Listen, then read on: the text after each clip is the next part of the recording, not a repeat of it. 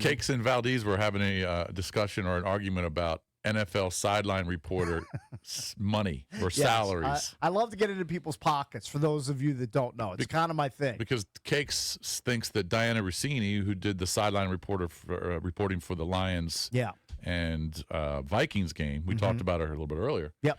He thinks she got paid a lot to go fly to Minnesota. Yeah, to leave her family on Christmas. She lives in, I'm guessing she lives in Jersey. She lives on the East Coast somewhere. She lives on the East Coast. Yeah. To leave her family, go to Minnesota. Yeah. Work that, and she probably left, I don't know, Christmas Eve. Mm-hmm. I would guess. I don't know. Right. I don't know her travel itinerary. Or maybe the day before. Yeah.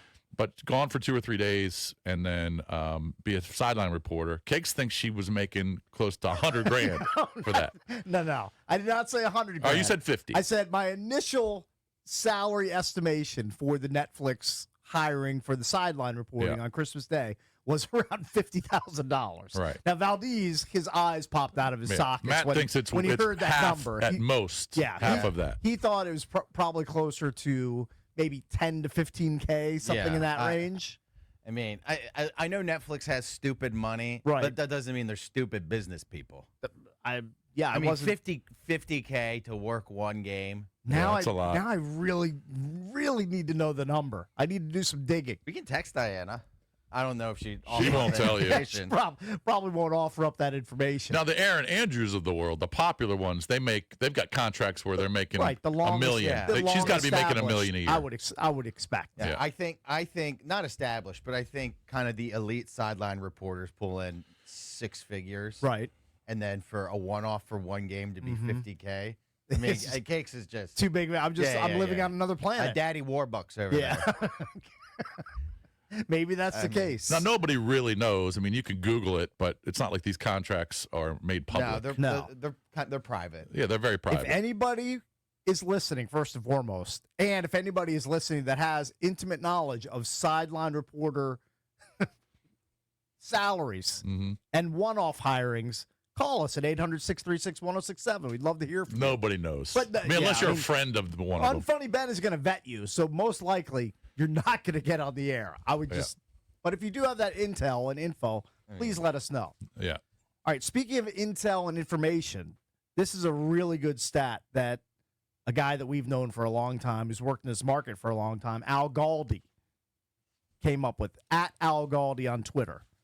Now, it refers to the Commanders' record in their standalone games in 2025. And I'm just going to read his tweet. Well, remember, the Commanders, according to Eric, were the sexiest team in the NFL. They were sexy. And everyone needed a piece of the Commanders. And it's hard to argue with that. I mean, I'm not disagreeing. You saw all the primetime spots, the Madrid game, the primetime games, the fact that they went, I think, like 7 or 8 straight weeks without having a Sunday 1 p.m. game. Right.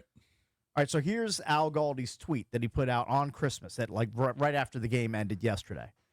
We now are done with Washington's franchise record 8 standalone games in the 2025 regular season. The Commanders in those games went 0-8 with a point differential of -77. Wow. Sunday at 1 p.m., we miss you. We'll see a lot of you next season. Correct. We talked about that last week. It's a really good tweet. All right, the first game, the first standalone game was the Green Bay game, the Packers game, on a short week after. That was in week 2. That was a Thursday night game? Yes. All right, they lose that game, obviously, 27-18, right. and Jaden hurts his knee. All right, which one was the second one? I mean, I don't have the game-by-game breakdown. Oh, but okay. Chicago definitely was. Right. Lost that game.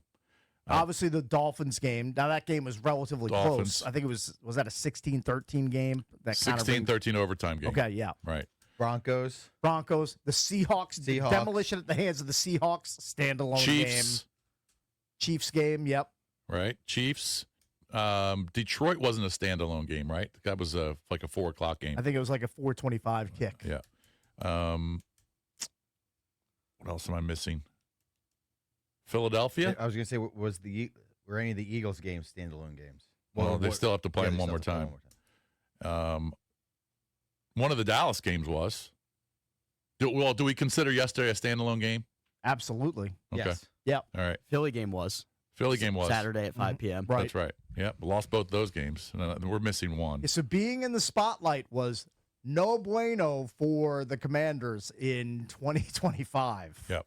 So you know what? So maybe that slate of, I don't know, let's say 12 or 13 Sunday 1 p.m. games that's probably incoming in 2026. They definitely is going to be are a good thing for this Commanders franchise. Yeah, the national broadcast coverage of the Commanders schedule is going to be a lot like when Ron Rivera was here right next year. Yeah. You're going to think Ron Rivera was back here now, as head coach. I don't think it's going to go down to the point where they just get the one Thursday Amazon Prime game and that's it.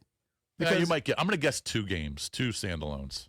I'm going to guess they get a Thursday night game and then 2 or 3 more primetime games sprinkled throughout. Oh, I don't think they're going to get 3. You don't think so? I don't think they're getting 4. I still think I think 2. Jaden Daniels has drawing power. It's just a matter of, is he going to be on the field? I know, but I bet you these networks are going to get a little iffy on Jaden. Will he be available? They're going to be cooling on him. Yeah, that's because totally not because they think he sucks, but because they're not sure if he's going to play a full season. It's going to be the first question out of their mouths when they're sitting, around and trying to plot the schedule for 2026. I mean, if you're Netflix and you have an opportunity to schedule Washington next year late in the season, after what happened this year, and you had Josh Johnson starting, but again, it's more of a big picture thing because just take the Netflix 2 games, like. They were expecting, I guess J.J. McCarthy isn't a huge draw, but they weren't expecting the Vikings' third-string quarterback to be playing in that game. No, they weren't. You're right. Let alone to win the game, but they didn't. Amazon Prime didn't think Pat Mahomes is going to be up in the suite, yucking it up with Gardner Minshew and watching Chris Oladikin. And look, play on Christmas night. Maybe they got their buys that they needed, and of course they sell ads. Right. There's ads everywhere, but. I don't know. I think 4 is too many. I'm going to guess 2, maybe 3. 2 to 3? Yeah. I still think they'll get – I'm going to go 3 to 4. All right. Well, when's the NFL schedule released usually? It's usually in May, I believe. Yeah. All right. We'll find out in May. We're a long ways away from it, but I think it is May generally. But that is crazy, 0-8 in your primetime games. Now, I'm not as vociferous about Sunday 1 p.m. kicks as EB is, but – it'll be kind of reassuring that a lot of the games will most likely be Sunday 1 p.m. In 2026. I mean, the 4 wins, Giant game to open up the season, that was a 1 o'clock. Week 3 against the Vegas Raiders, yep, that was a 1 o'clock. Okay. Now, at the Chargers, obviously a 4 o'clock. Right. And then the Giants it's 1 o'clock West Coast time. 1 o'clock West Coast. That. Okay. And then the second Giant game was 1 o'clock. Yeah. So they went 3, or if you want to consider the Charger game a 1 o'clock game because it was 1 o'clock on the West Coast, they went 4-0. I'm not going to complain. We get better sleep when the Commanders are kicking it off at Sunday 1 p.m. from Northwest Stadium or wherever visiting stadium they're in. I don't mind the 4 o'clock games. That's fine too. Or 4:25. It's usually 4:25. But man, that's crazy. 0-8 in the stand. And how many of those 8 games did Jaden start and finish? I mean, I don't have that number, but it can't be a lot. 1? I would guess, yeah, it's a very small number. Think about that. When the NFL puts their schedule out and they talk to the networks, blah, blah, blah. And they go, you know what? We want to see Jaden. We want to see Jaden because he was so good in his rookie year. Right. And he was in like one of those games. Yeah. Oh, man. See, that's the problem. You schedule these things in May, and then by the time you get to November and December, injuries take their toll. Teams fall out of the race. Sometimes they're benching guys in late December. Now, that wasn't the case during yesterday's slate, but it was more that, injuries have just hit these teams super hard. And the guys you were planning on playing back in May are chilling in a suite, watching the action unfold on the field. Well, what was funny is Austin Ekeler wasn't even on the sideline. He was doing pregame. I wonder what Austin Ekeler got paid. Let's look into that next, Valdez. How much did Austin Ekeler make to double dip as a commentator during the game? Is that the sign that Austin Ekeler is going to call it quits and he's going to do TV next year? I mean, it's kind of a no-brainer. Like, if he wants to do TV, he'll be great at it. I think so, too. He has a really good personality. Isn't it wild they asked him for a pick at the game? Like, imagine if he picked Dallas. Yeah, it wouldn't be a good look.